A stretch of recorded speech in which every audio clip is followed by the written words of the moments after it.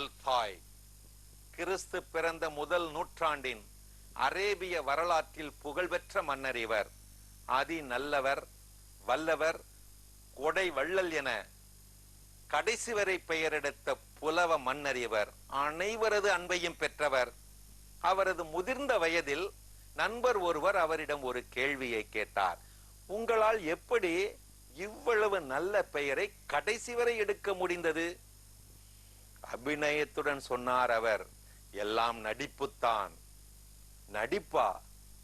வியந்து நின்றவனிடம் விளக்கினார் ஹதீம் தாய். ஆமாம், நடிப்புதான். நான் ஆட்சிக்கு வந்தவுடனே எல்லோரும் என்னை புகழ்ந்தே பேசிக் கொண்டிருந்தார்கள்.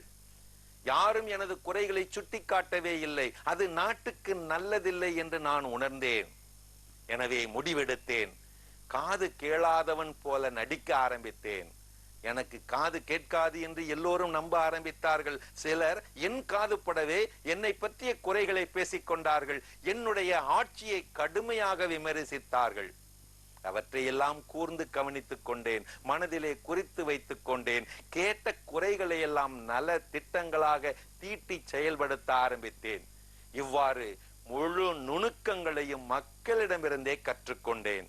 முழுவதும் கற்றுக்கொண்ட பிறகு என்னால் கொஞ்சம் கொஞ்சமாக கேட்க முடிகிறது என்பது போல உணர்த்தினேன்.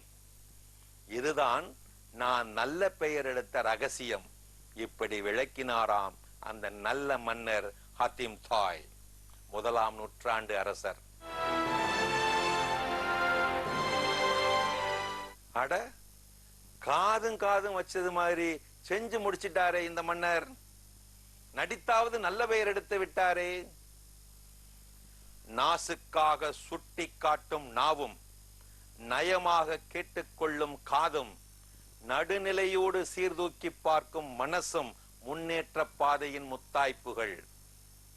குறைகளை கூட்டத்தில் சொல்லாதே, தனியே சொல். நிறைகளை கூட்டத்தில் சொல்லாமல் இருக்காதே, கூவிச் சொல். நல்ல அரசன் மக்களுக்கு பிடித்ததை செய்பவன் அல்ல, உகந்ததை செய்பவன்.